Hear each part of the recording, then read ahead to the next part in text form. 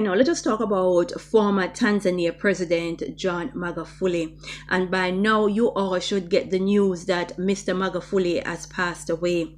No, I'm not surprised by this news, right? Because it is Mr. John Magufuli that took samples from a papaya and a goat, gave them human identities, and sent it off to a lab to be tested for COVID-19. And of course, it came back positive. Right? Now that showed up the elite and their scamdemic plans, right? How could they allow a man like Magufuli to stay alive when every twist and turn this man keeps showing them up, right? No, it is Magufuli that decide that his people, he encouraged them to attend church services and mosque, insisting that prayers can vanquish the satanic virus, and satanic it is.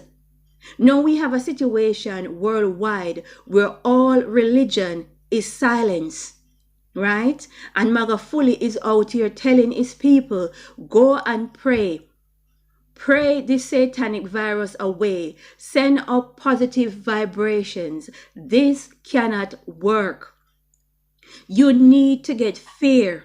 You need humanity on its knees because they are trying to bring in the Antichrist spirit. They are trying to bring in an Antichrist system, and you cannot have people sending up positive vibrations. It simply won't work. Right? And Magufuli is not playing ball. People use critical thinking, connect the dots, and ask questions. A couple weeks ago, The Guardian put out an headline, February 8, 2021 to be exact. It is time for Africa to rein in Tanzania's anti-Vaxxer president. Just a couple weeks ago, now Magufuli is dead, because they wanted to rein him in. This man wasn't about to play ball. He wasn't going to round up his people like sheep and let the West put whatever they want inside his people's body. He's not having it. How can you have a president like that alive?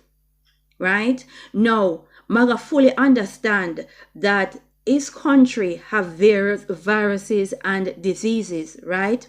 And at the end of the day, the world did not stop because of measles. It did not stop because of AIDS. It did not stop because of herpes, but it did stop because of COVID-19.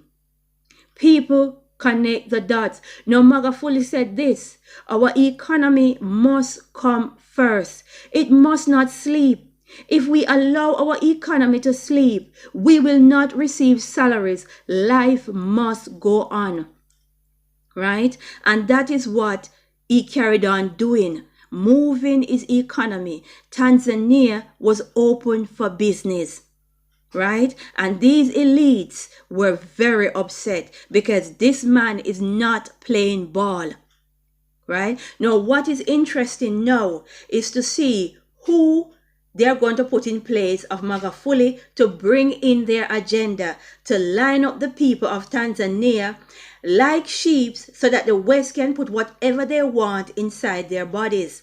It will be interesting to see how the new president will carry on. If that person will carry on with Magufuli's agenda, or it will carry on with the satanic agenda they've got for black people. Right? Understand we wrestle not with flesh and blood, but wickedness in high places. Right? We are living in the end times. Understand what is happening. These people know your body is a temple of the living God. And if your body is contaminated, the living God cannot dwell in your temple. And when they open these portals, you will not be protected from what is about to come on the earth. So they've got to contaminate your temple. People understand that because someone is wearing a suit and tie, someone is a university graduate, that doesn't make them the smartest person. And that don't mean that person got your best interest. right? Use critical thinking and connect the dots. A couple weeks ago, The Guardian put out this headline, which is very suspicious. It is time for Africa to rein in Tanzania's anti-vaxxer president. Someone is upset.